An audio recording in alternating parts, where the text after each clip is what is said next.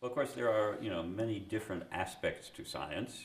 There's scientific research itself. There's our understanding of science as a social phenomenon. There's the teaching of science. I believe that perspectives from SFL and social semiotics can contribute to all of those, but in rather different ways.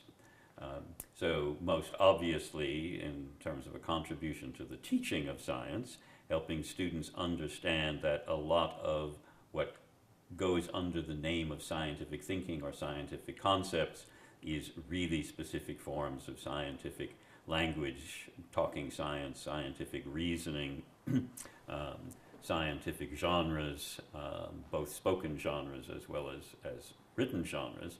It's a very important part of what it takes to learn how to do science or think scientifically or pretend that you can think scientifically.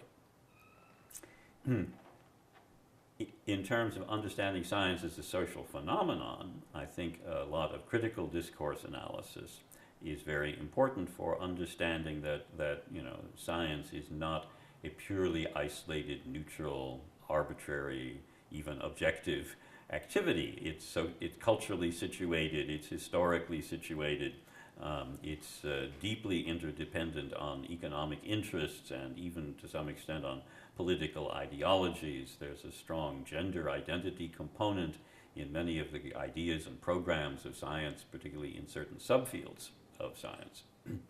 And you need tools to be able to persuade people that these things I'm saying are right. Discourse analysis, critical discourse analysis, using tools from systemic functional linguistics and perspectives from social semiotics provide very powerful tools and methods for actually doing that, doing the analysis of that. In scientific research itself, I think it depends a lot on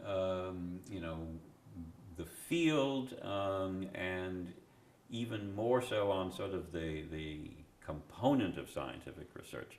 I think one of the areas that is of great interest today in scientific research is representation.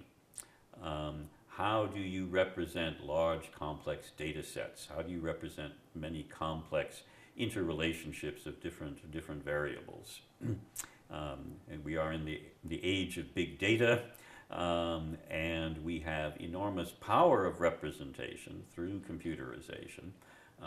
But we haven't really invented a lot of new genres of representation.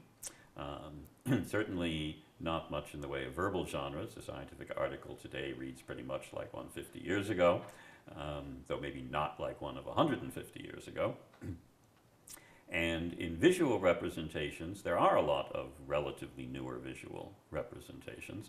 And the design of effective scientific representations, where effective means not just faithful to the data, but capable of giving a human being insight into the meaning of that data, is a major issue in scientific research today.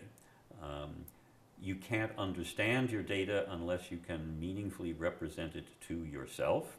You can't communicate persuasively arguments about your data unless you have representations that enable you to share insights and argue about interpretations with other members of the scientific community.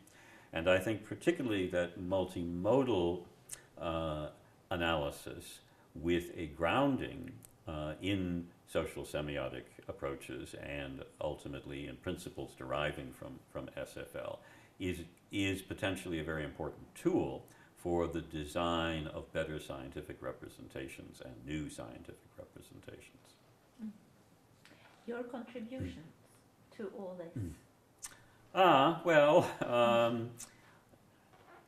Pretty obviously my book Talking Science has had a fairly substantial impact in the field of science education and also mathematics education, and in a lot of just approaches to research on classroom discourse.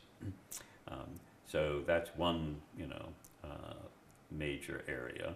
I think that some of my notions about the application of a multimodality approach to scientific texts, multimodal scientific texts, the integration of mathematics and various kinds of visual representations and tables and charts and diagrams along with the linguistic text in the genre of the scientific article. I think that that has been for many people a model of how to look at those interrelationships, even in other genres.